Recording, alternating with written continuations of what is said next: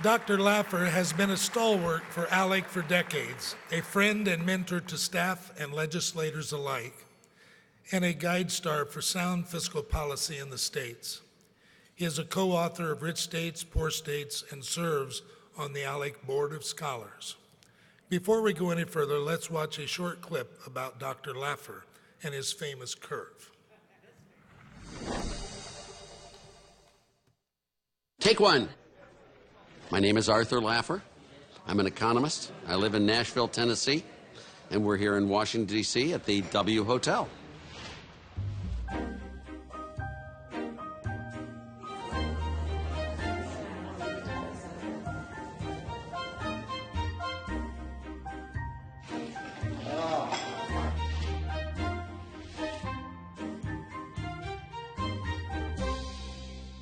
I was in the OMB. I was the chief economist at the OMB then, and I found my friends up there in the OMB really boring, so I always came down and hung out with the OEO people.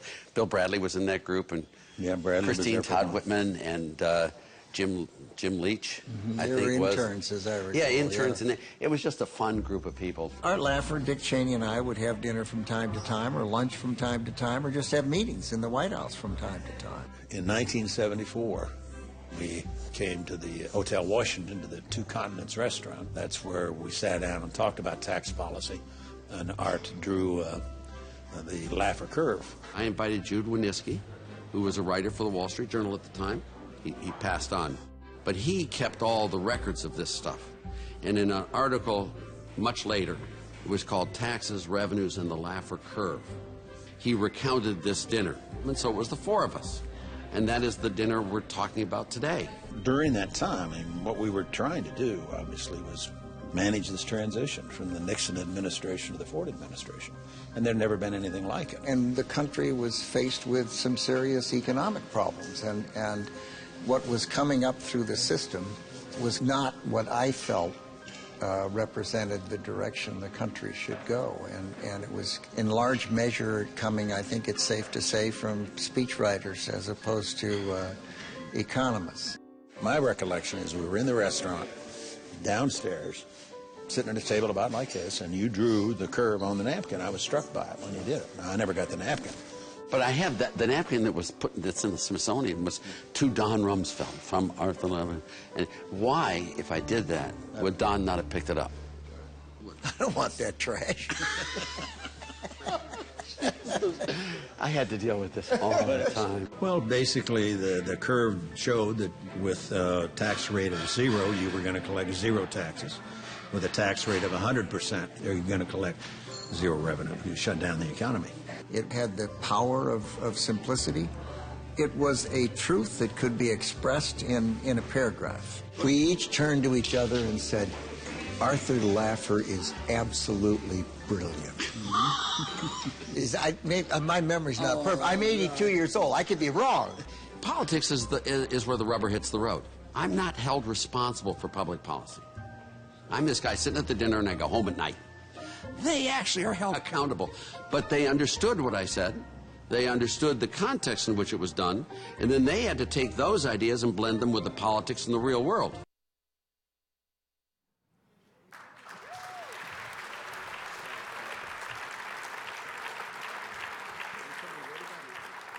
When we were at our reception, the copy of that napkin is the one that was presented to you, 1974. And that's pretty cool to see. To commemorate Dr. Laffer's achievements, we not only wanted to honor the man, but also to preserve the honor in perpetuity by commissioning a new annual award for Dr. Laffer. Ladies and gentlemen, would you please stand and recognize the first winner of the Laffer Award for Economic Excellence, Dr. Art Laffer.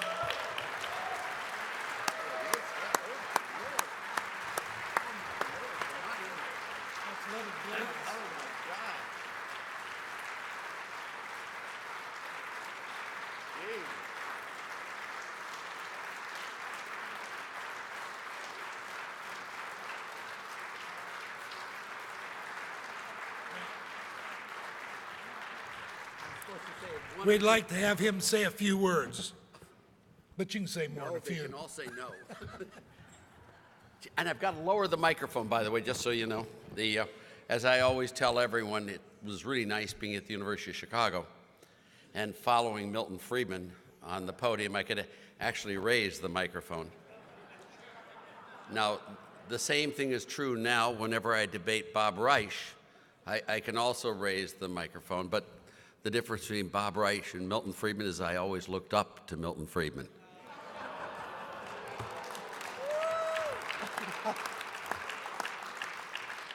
Let me just say that you're in the citadel of supply-side economics here in Tennessee. I want to welcome all of you here to my home state.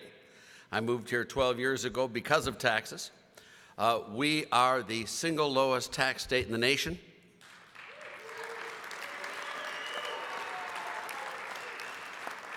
We have no income tax, earned income or unearned income. We just got rid of the hall tax. We have no death tax. We have very low property taxes. As I said, we're the lowest tax state in the nation. And I don't know how it happened, but we've got a $2 billion surplus here.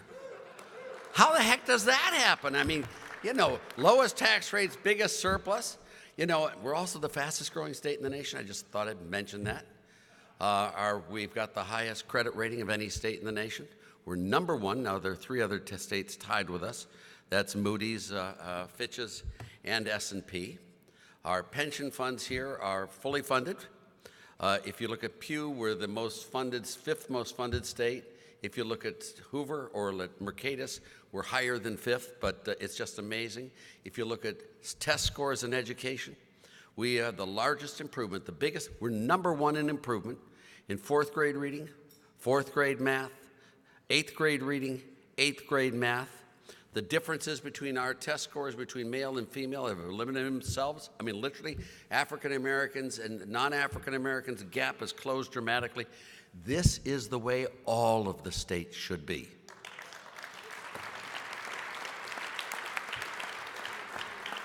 And as the last word, it's the way our federal government should be, too. Thank you all very much.